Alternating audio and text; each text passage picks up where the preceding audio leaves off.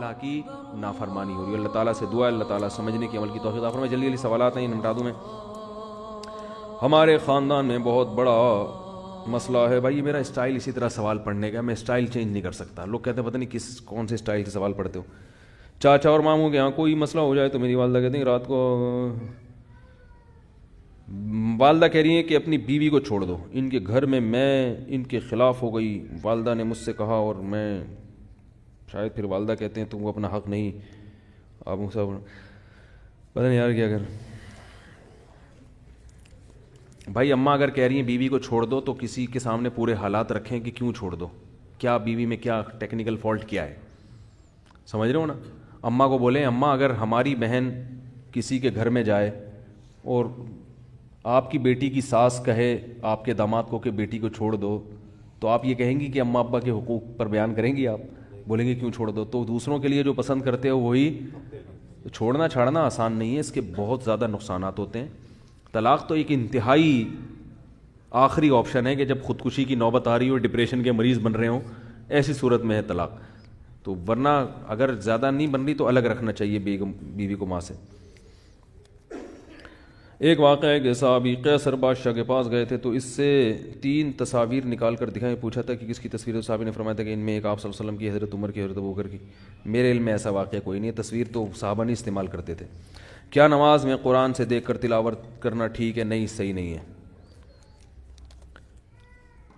جنت میں جو بھی مر جائے گا شادی شدہ اسے اس کی بیوی ملے گی, حوروں کی سردار. کنواروں کو کیا ملے گا؟ کنواری لڑکی کو اللہ کسی سے نکاح کرا دیں گے. اللہ کے ہاں آدمیوں کی کمی, جنت میں بھی کافی لوگ جائیں گے, وہ 4 آدمی کے علاوہ بھی لوگ جائیں گے, صحیح ہے نا, بہت سے لوگ جائیں گے جنت میں انشاءاللہ. تو قرآن کہتا ہے ثلۃ من الاولین و ثلۃ من الآخرین. بہت سے لوگ پچھلے لوگوں میں سے, صحابہ تابعین میں سے ہوں گے, اور بہت سے آخرین میں سے بھی ہوں گے. تو بہت سے لوگ جنت میں جائیں گے انشاءاللہ. ابھی اچھے لوگ مارکیٹ میں شارٹ تو ہوئے, ختم نہیں ہوئے, صحیح ہے نا. تو جو یوٹیوب پہ جس قسم کے فرقہ وارانہ کلپ آ رہے ہیں اس سے تو لگتا ہے 4 آدمی کے سوا سب مشرک ہیں, سب کافر ہیں, سب گمراہ ہیں, کسی کے سب ہی ایسے ہی ہیں.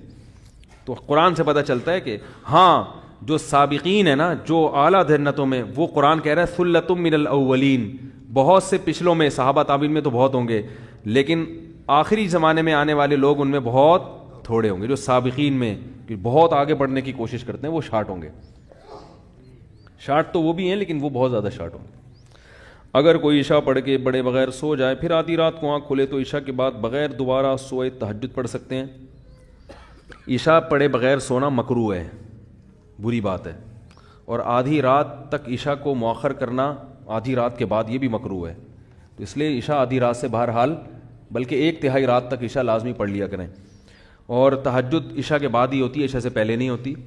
تہجد کے لیے سونا ضروری نہیں ہے, سوئے بغیر بھی ہو سکتی ہے, مگر سنت طریقہ یہ ہے کہ پہلے نیند کی جائے پھر تہجد پڑھی جائے. سمجھ رہے ہیں کہ نہیں؟ سنت طریقہ ہے. بغیر سوئے تہجد ہو تو جائے گی مگر وہ ثواب نہیں ملے گا جو سونے کے بعد اٹھنے پر ہے. میزان بینک میں نوکری کے سلسلے میں عرض فرما دیں جائز ہے یا ناجائز ہے؟ گھر والوں اور دوست احباب کو کس طرح مطمئن کیا جائے اسلامی بینکنگ کی طرح؟ بھائی جائز ہے. مطمئن کرنے کے لیے 1 سال کا پورا کورس کریں جو ہم نے پورا میزان بینک میں ریسرچ کی ہے, تحقیق کی ہے. اگر ممکن ہو تو آپ اپنے واسطے میری جاب کروا دیں. بھائی میں اس قسم کے تعلقات نہیں رکھتا. مجھے بڑے بڑے لوگ ہیں جو اپنا کارڈ دیتے ہیں, میں یہ ہوں, میں آرمی میں فلاں ہوں, میں جج ہوں, میں یوں, میں کارڈ رکھتا ہوں جیب میں ان کی عزت کے لیے, پھر گھر میں ایک ڈسٹ بن ہے اس میں لا کے ڈال دیتا ہوں. سمجھ والی بات.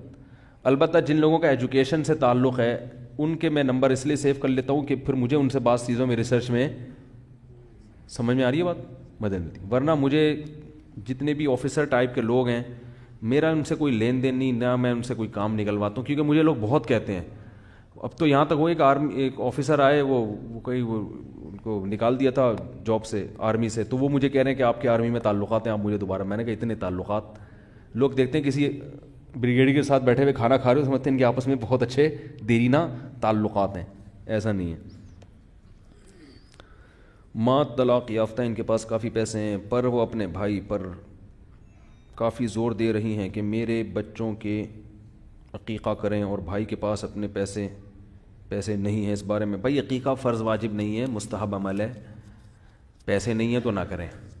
سمجھ رہے ہیں؟ بچہ پیدا ہونے پہ اتنے خرچے ہو رہے ہیں آج کل, تو عقیقے کے اگر پیسے نہیں ہیں تو کیا خیال ہے بھائی؟ نہیں کریں.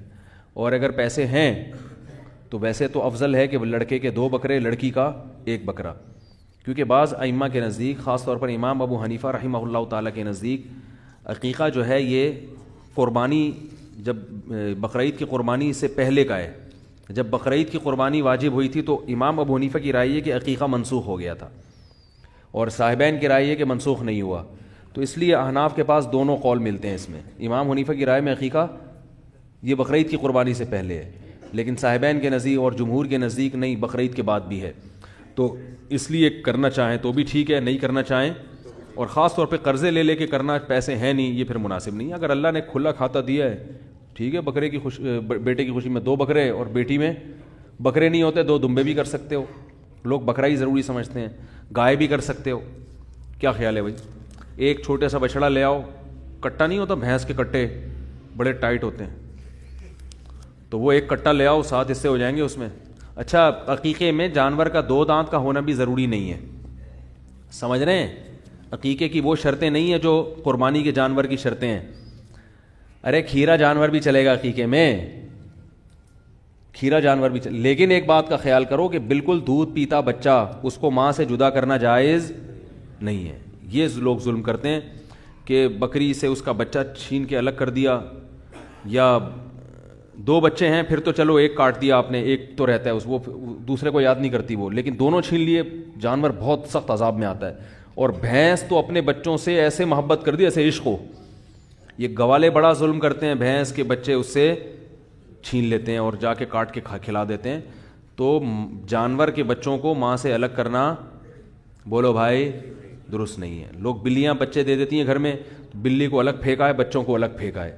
تو اللہ کہ میں نے خود بلیاں بچپن میں بہت پالی ہیں, اتنے موٹے موٹے آنسوؤں سے بلی روتی ہے اگر اس کا بچہ گم جائے, کئی دن تک روتی رہتی ہے, کئی دن تک چیختی رہتی ہے. تو تھوڑا سا تو دل ہونا چاہیے نا سینے کے اندر.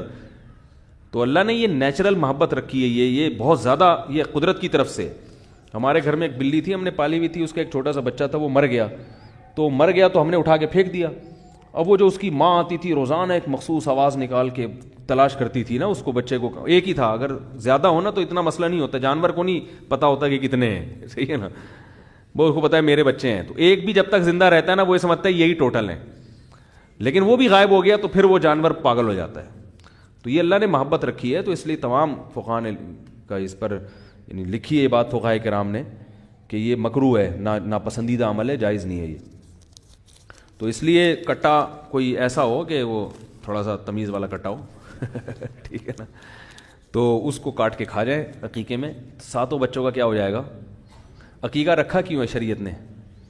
فیملی پلاننگ والوں کو سمجھانے کے لیے کہ بچے کی پیدائش ایک نعمت ہے, لہذا اس میں بکرا بھی کٹے گا اور کھانا بھی کھائیں گے, چاہے 8واں بچہ ہو یا 18واں بچہ. ابھی ایک پنجاب یونیورسٹی کے بہت بڑے پروفیسر مجھ سے لاہور میں اسپیشل ملنے کے لیے آئے, بیانات سنتے ہیں. وہ 30-32 سال سے زیادہ عرصہ ہو گیا وہ پنجاب یونیورسٹی میں لیکچر دے رہے ہیں. تو کتنے سینئر لیکچرار ہوں گے نا, اور پی ایچ ڈی ڈاکٹر بھی ہیں, انوائرمنٹ میں انہوں نے پی ایچ ڈی کیا ہوا ہے. میں نے پہلے ان سے کوالیفیکیشن, ان کا نمبر میں نے سیو کیا کیونکہ ایسے پڑھے لکھے لوگوں سے آدمی کو بہت فائدہ ہوتا ہے نا, معلومات ملتی ہیں. تو انہوں نے بتایا کہ آپ کے جو بیانات ہوتے ہیں نا کہ بچے کی ولادت سے عورت کی صحت اچھی ہوتی ہے, یعنی یہ عورت کی صحت کے لیے ضروری ہے, حمل روکنا نقصان دہ. انہوں نے کہا میں اپنی ماں کا 17واں بچہ ہوں, اپنی والدہ کا 17واں بچہ ہوں. 13 سال میں والدہ کی شادی ہوئی تھی, 17واں بچہ ہوں, اور میری والدہ 80 سال کی عمر میں بھی گھر کے سارے کام کاج کرتی تھیں. ان کی ریسرچ ہے. مجھے تو آپ کہہ سکتے ہیں مولوی آدمی ہوں, میں نے بھی ریسرچ ہی پیش کی تھی نا. تو یہ گراؤنڈ ریئلٹی ہے جو میں یہاں بیٹھ کے بیان کر رہا ہوں. نسل روکنے سے عورت کی صحت خراب ہوتی ہے. عورت کو اللہ نے ایک بہت سارے کاموں میں ایک کام یہ بھی ہے کہ وہ نسل بڑھائے, تو اس فطرت کی تکمیل کرے گی. وقتی نقصان ضرور ہوتا ہے, جیسے میں نے اس کی مثال دی تھی نا, آپ جاگنگ کر رہے ہوں تو آپ ہوا ایک دم سانس پھول جائے گا اور کمزوری بھی آئے گی, چکر بھی آ سکتے ہیں. اب اس چکر کو, کمزوری کو دیکھ کر کوئی یہ کہے کہ جاگنگ کرنا صحت کے لیے نقصان دہ ہے, تو پاگل ہے وہ.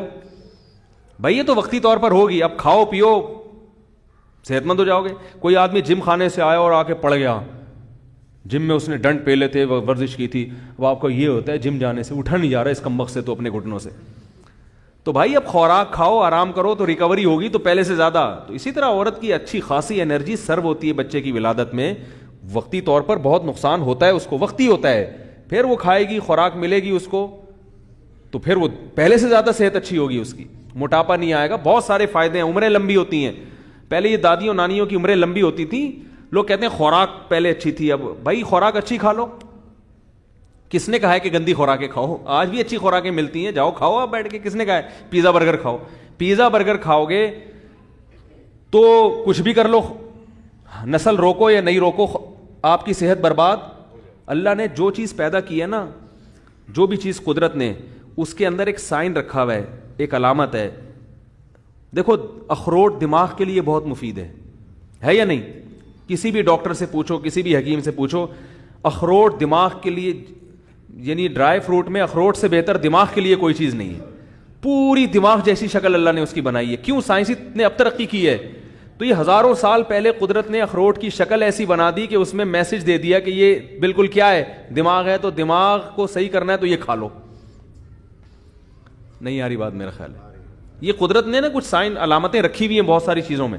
اخروٹ کھوپڑی ہوتی ہے بالکل, اور اندر سے بالکل ایسے رکھا ہوا ہوتا ہے یوں کر کے, دو مغز جیسے انسان میں دو مغز ہوتے ہیں نا, ایسے بالکل ایسے ہوتے, اور اس میں لائنیں بھی, نسیں بھی نظر آئیں گی دماغ جیسی. دماغ کے لیے بہترین. بادام آنکھوں کے لیے اچھا ہے, بالکل آنکھ کی شکل کا ہوتا ہے. یہ جو آپ کا لوبیا ہے یہ کڈنی ہے, شکل کیسی ہے اس کی؟ بالکل گردہ ہوتا ہے, گردوں کے لیے اچھی چیز ہے. تو بہت ساری چیزیں ایسی ہیں. تو میں کہتا ہوں یہ جو پیزا ہے نا, یہ برگر کی طرح ہوتا ہے. تو کھاؤ گے تو کیا بن جاؤ گے؟